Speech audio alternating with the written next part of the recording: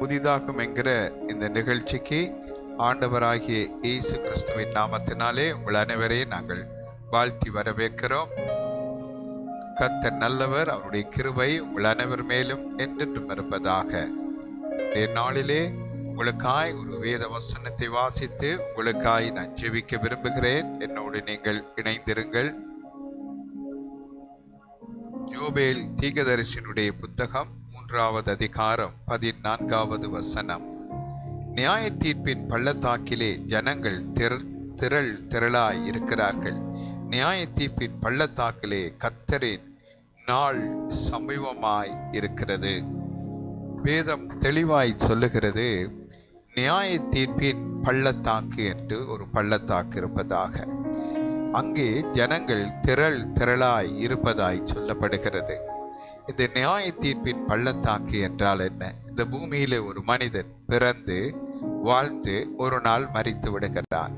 மரித்து விட்ட பிற்பாடு மனிதனுக்கு ஒன்று நடப்பதில்லை, மனிதனுக்கு மரணத்துக்கு பின்னால் ஒன்றும் இல்லை என்று விஞ்ஞானம் சொல்லுகிறது. எல்லாம் முடிந்து விட்டது என்று சொல்லுகிறார்கள். ஆனால் மனிதனை விஞ்ஞானம் படைக்கவில்லை, தேவன் படைத்தார். படைத்த தெய்வம் சொல்லுகிறார், மனிதனுடைய மரணத்துக்கு பிற்பாடு அவன் ஒரு நியாய தீர்ப்பை சந்திக்க வேண்டும் என்று. அந்த நியாய தீர்ப்பின் பள்ளத்தாக்கிலே ஜனங்கள் திரளாய் இருக்கிறார்கள். முதல் மனிதனாகிய ஆதாம் முதல் கடைசி வரை மரித்து கொண்டிருந்த மக்கள் ஒரு கூட்டமாய் திரளாய் அங்கே இருக்கிறார்கள். அந்த திரள் கூட்டம் இருக்கிறது. அங்கே நியாய தீர்ப்புக்கு காத்திருக்கிறார்கள். கர்த்தர் அவர்களுக்கு நியாய தீர்ப்பை கொடுக்க இருக்கிறார். ஆகவே வானத்தையும் பூமியையும் சமுத்திரத்தையும் அவைகளுள்ள யாவற்றையும் உண்டாக்கின தெய்வமே நியாய தீர்ப்பு கொடுக்க முடியும். அவரே சர்வலோக நியாயாதிபதி என்று வேதம் சொல்லுகிறது. அவரே சர்வத்தை உருவாக்கின சர்வ சிருஷ்டிகர். அப்பொழுதுதான் தெரியும் நியாயாதிபதி யார், சர்வலோகத்தை நியாயம் தீர்க்க போகிறவர் யார் என்பது. இப்ப தேவன் சர்வலோகத்தை நியாயம் தீர்க்க போகிறார். சர்வலோகத்திலே இந்த நிமிஷம் வரைக்கும் முதல் மரித்து போன மனிதர்களுடைய ஆத்துமாக்கள் எல்லாம் அந்த நியாய தீர்ப்பு என்கிற பள்ளத்தாக்கிலே காத்திருக்கிறார்கள். அவர்களுக்கு மரித்த பிற்பாடு தான் தெரிந்து விட்டது, மரணத்துக்கு பிற்பாடு இன்னும் ஒரு வாழ்க்கை இருக்கிறது. சரீரம் மரித்து போனது, என் ஆத்துமா என்றென்றும் வாழுகிறதே, என் ஆத்துமா உயிரோடு இருக்கிறது. இந்த ஆத்துமாவாகிய அந்த உள்ளான மனிதனாகிய நானே உண்மையான மனிதன் என்று அப்பொழுது அவர்கள் உணர்வார்கள். அப்படி அவர்கள் உணரும் போது அவர்கள் பூமியிலே பிறந்து வாழ்ந்து மரிக்கும் வரைக்கும் என்னென்ன காரியங்களை செய்தார்களோ, என்ன நன்மைகளை செய்தார்களோ, தீமைகளை செய்தார்களோ, யாருக்கு தெரியாது நான் செய்த பாவங்கள், நாம் செய்த தவறுகள் யாரும் அறியார்கள் என்று சொல்லி அவர்கள் ஒளிப்பிடங்களிலே மறைவிடங்களிலே செய்திருப்பார்கள். இவைகள் எல்லாவற்றையும் யாரும் காணவில்லை என்று அவர்கள் சொல்லியிருப்பார்கள், நினைத்திருப்பார்கள். இப்பொழுது மரித்து விட்டு இப்பொழுது அவருடைய ஆத்துமாக்கள் நியாய தீர்ப்பு என்கிற பள்ளத்தாக்கிலே காத்திருக்கிறது. தேவனாகி இயேசு கிறிஸ்துனுடைய நியாய தீர்ப்புக்கு வேதம் என்ன சொல்லுகிறது? இயேசு கிறிஸ்து மனுஷகுமாரனாய் இருப்பதனால் மனுபுத்தர்களுக்கு நியாய தீர்ப்பு செய்கிற அதிகாரத்தை பிதாவாகிய தேவன் குமாரனாகிய தேவனாகிய இயேசு கிறிஸ்துவுக்கு கொடுத்தார் என்று சொல்லி, மரித்த ஒரு தேவ குமாரனுடைய சத்தத்தை கேட்கும் காலம் வரும், அது இப்பொழுதே வந்திருக்கிறது என்று வேதம் சொல்லுகிறது. மரித்தோர் தங்களுடைய கல்லறைகளில் இருக்கிறவர்கள் இயேசுவின் சத்தத்தை கேட்கிற நாட்கள் வருமாம். அந்த நாட்கள் வருகிறது. ஆகவே மரித்து போன ஆத்துமாக்கள் நியாய தீர்ப்புக்கு காத்திருக்கிறார்கள். பூமியிலே நீங்க செய்த தவறுகள், பாவங்கள், அக்கிரமங்கள், மீறுதல்கள், அநியாயங்கள் எல்லாவற்றையும் தேவன் தன்னுடைய புத்தகத்திலே எழுதி வைத்திருக்கிறார் என்று வேதம் சொல்லுகிறது. ஆதலால் ஒருவனும் போக்கு சொல்லவும் தப்பித்து கொள்ளவும் மார்க்கமில்லை. எல்லாரும் அந்த நியாய தீர்ப்பு பள்ளத்தாக்கிலே காத்திருக்க வேண்டும். அந்த பள்ளத்தாக்கிலே தேவன் வந்து ஒவ்வொரு மனுஷனுடைய காரியங்களை வெளியரங்கமாக்கி நியாய தீர்ப்பு செய்கிற தேவனாயிருக்கிறார். ஆகவே பூமியிலே நீங்க இப்படியும் வாழலாம், எப்படியும் தவறு செய்யலாம், எப்படியும் அக்கிரமம் செய்யலாம். அரசாங்கம் என்னை பிடித்து விடவில்லை, போலீசால் என்னை கைது செய்ய முடியாது, நான் அவ்வளவு தந்திரமாய் காரியங்களை செய்துவிட்டேன், பாவங்களை செய்துவிட்டேன், பாருங்க எனக்கு ஒன்றுமே இல்லை என்று சொல்லி நீங்கள் மார்பு தட்டலாம். ஆனால் வேதம் சொல்லுகிறது, மரணத்துக்கு பிற்பாடு நியாயம் தீர்க்கிற நியாயாதிபதி உண்டு. பூமியிலே தீர்க்கப்படுற தீர்ப்புகள் போல் அல்ல, இது சர்வ வல்லமுள்ள தேவன். பூமியில் உங்களுக்காய் வழக்காட ஒரு லாயர் இருக்கலாம்.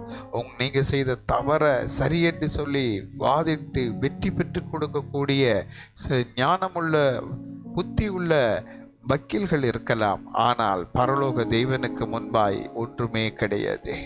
நீங்கள் செய்தது உண்மை என்பதை அவர் அறிவார். யார் இந்த கொலையை செய்தது, யார் இந்த கொள்ளையை செய்தது, யார் இந்த பாவத்தை செய்தது என்பதை தேவனுக்கு யாரும் சொல்லிக் கொடுக்க தேவையில்லை, யாரும் காட்டி கொடுக்க தேவையில்லை. வேதம் என்ன சொல்லுகிறது? தேவனுடைய கண்களுக்கு முன்பாய் மறைவான சிருஷ்டி ஒன்றுமில்லை என்று வேதம் சொல்லுகிறது. ஆதலால் யாவரும் அவருக்கு கணக்கொப்புவிக்க வேண்டும் என்று வேதம் சொல்லுகிறது. ஆகவே கணவன் மனைவிக்கு தெரியாமல் பாவங்களை செய்துவிட்டு மரித்து விட்டார்.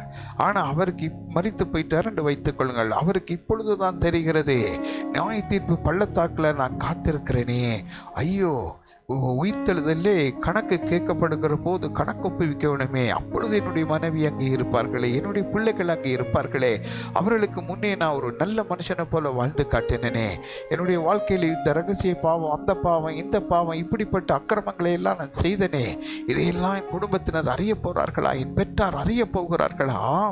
அப்படித்தான் நடக்க போகிறது. அதுதான் அந்த நியாய தீர்ப்பின் பள்ளத்தாக்கு. அந்த நியாய தீர்ப்பின் பள்ளத்தாக்கிலே பூமியிலே பிறந்த அனைவரும் அங்கே இருக்கிறார்கள்.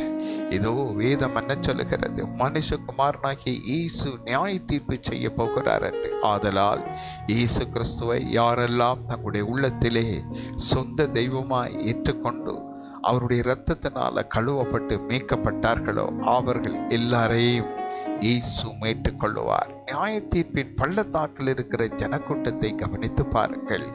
இயேசுவை அறியாதவர்களும் இயேசுவை ஏற்றுக்கொள்ளாதவர்களும் இரண்டு விதமான நியாய தீர்ப்புகள் இருப்பதாய் வேதம் சொல்லுகிறது. ஆவியின்படி இயேசுவை சொந்த தெய்வமாய் ஏற்றுக்கொண்டு ஆவியின்படி பரிசுத்த ஆவியானவர் மூலமாய் வழிநடத்தப்படுவர்களுக்கு ஆக்கினை தீர்ப்பில்லை என்று சொல்லப்படுகிறது. அவர் தேவனுடைய பிள்ளைகளாய் நீங்கள் மாறினால் நியாய தீர்ப்பின் பள்ளத்தாக்கில் இருந்து ஆக்கினை தீர்ப்பாகிய நரக தீர்ப்பை நீங்கள் பெற்றுக்கொள்ள மாட்டீர்கள். ஆனால் இயேசுவை ஏற்றுக்கொள்ளாமல் மரித்து போன ஆத்துமாக்கள் நியாய தீர்ப்பின் பள்ளத்தாக்கில் இருந்து அவர்கள் நியாய தீர்ப்பை பெறும்போது அவர்கள் நரகத்துக்குரிய நியாய தீர்ப்பை பெற்றுக்கொள்வார்கள். ரெண்டு விதமான தீர்ப்புகள் உண்டு. ஆகவே நியாய தீர்ப்பின் பள்ளத்தாக்கிலே திரளான ஜனங்கள் காத்திருக்கிறார்கள். அந்த இடத்துக்கு நீங்கள் போகாதபடி இயேசு சொன்னார், நானே வழியும் சத்தியமும் ஜீவனமாய் இருக்கிறேன், என்னாலே அல்லாமல் ஒருவனும் பரலோகத்துக்கு பிதாவிடம் வரான் என்று சொன்னார். இந்த நியாய தீர்ப்பு செய்ய போகிற இயேசு கிறிஸ்துவை உங்களுடைய உள்ளத்திலே சொந்த தெய்வமாய் ஏற்றுக்கொள்ளுங்கள். அப்பொழுது அவர் உங்களுக்குள்ளே வருவார். அப்பொழுது இந்த ஆக்கினை தீர்ப்பில் இருந்தே அவர் உங்களை தப்பிவித்து நியாய தீர்ப்பில் கொண்டு வந்த உங்களுடைய நன்மைக்கு ஏற்ற பலனை அளிக்கிற இயேசுவாய் அவர் இருக்கிறார். ஆகவே ஒருவரும் மரணத்தோட எல்லாம் முடிந்து விட்டது என்று நினைத்து விடாதபடி மரணத்துக்கு பிற்பாடு நித்திய வாழ்க்கை தொடங்குகிறது என்பதை மறந்து விடாதிருங்கள். ஆகவே நீங்கள் செய்கிற எல்லா பாவங்களும் கணக்கு வைக்கப்படுகிறது பரலோகத்தில் என்று பரிசுத்த வேதாகமம் சொல்லுகிறது. ஆதலால் ஒருவரும் தப்பி போகவும் போக்கு சொல்லவும் வழி இல்லாது இருக்கிறது. ஆதலால் அவரவர் செய்த கிரியைகளுக்கு தக்க பலனை அடைவார்கள் என்று வேதம் சொல்லுகிறது. மரித்தோராகிய சிறியோர் முதல் பெரியோர் வரைக்கும் எழுந்திருக்க கண்டேன். அங்கே அவர்களுக்குரிய கிரியைகளின்படி அவர்களுக்கு நியாய தீர்ப்பு கொடுக்கப்பட்டது என்று சொல்லப்படுகிறது. அத்துடன் அங்கே புஸ்தகங்கள் திறக்கப்பட்டன. அதில் அவர்களை குறித்து எழுதினதுபடி தீர்ப்பு வழங்கப்பட்டது. ஆகவே நியாய தீர்ப்பு செய்ய போகிற இயேசுவை பற்றி கொள்ளுங்கள், சொந்த தெய்வமாய் ஏற்றுக்கொள்ளுங்கள். ஆக்கினை தீர்ப்பிலிருந்து தப்பி தெய்வ சமாதானத்தோடு வாழ நித்தியமாய் இயேசுவோடு இருக்க நீங்கள் அவரை பிடித்துக் கொள்ளுங்கள். நான் இப்பொழுது உங்களுக்கு ஜெபிக்க போகிறேன். இந்த இயேசுவை மனுஷகுமாரன் மனுஷர்களுக்கு நியாய தீர்ப்பு கொடுக்க போறவரை உங்களுடைய இருதயத்திலே சொந்த தெய்வமாய் ஏற்றுக்கொள்ள ஒரு தருணம் இது. அன்புள்ள பிதாவே, உம்முடைய குமாரன் இயேசுவின் நாமத்தில் ஜெபிக்கிறோம். இன்றைய நாளில் நியாய தீர்ப்பின் பள்ளத்தாக்கிலே ஜனங்கள் திரளாய் காத்திருக்கிறார். அந்த இடத்துக்கு உம்முடைய பிள்ளைகள் போகாதபடி ஆண்டவரே, இந்த செய்தியை அறிந்து யார் யாரெல்லாம் இயேசுவை தங்களுடைய உள்ளத்திலே சொந்த தெய்வமாய் ஏற்றுக்கொள்ளுகிறார்களோ அவர்களுக்குள்ளே எல்லாம் இயேசு கிறிஸ்து மனுஷகுமாரனாய் இருப்பதனால் அவரே மனுஷர்களை நியாயம் தீர்க்கும்படி பிதா அவருக்கு அதிகாரம் கொடுத்திருக்கிறார். அந்த அதிகாரமுள்ள இயேசுவை என் உள்ளத்திலே வார என் பாவங்களை மன்னி உம்முடைய இரத்தத்தினால் என்னை கழுவும், என்னை உம்முடைய பிள்ளையாய் மாற்றிக்கொள்ளும், என்னை மீட்டுக்கொள்ளும், எனக்கு நித்திய ஜீவனை தாரும். இந்த நியாய தீர்ப்பின் பள்ளத்தாக்கிலே திரளாயிருக்கிற ஜனங்கள் மத்தியிலே நானும் நிற்காதபடி ஆண்டவரே, ஆக்கின தீர்ப்புக்குள்ள நான் போய் விடாதபடி ஆண்டவரே, நான் உம்முடைய சமூகத்தில் வந்து நிற்கவும் எனக்கு நித்திய ஜீவனை தாரும், என்னை ஏற்றுக்கொள்ளும். இயேசுவின் நாமத்தில் பிதாவே, ஆமென். ஆம் பிரியமானவர்களே, இயேசு கிறிஸ்துவை ஏற்றுக்கொள்ளுங்கள். அவர் ஒருவரே மனுஷர்களை நியாயம் தீர்க்கிற அதிகாரமுள்ள தேவன். ஆமென்.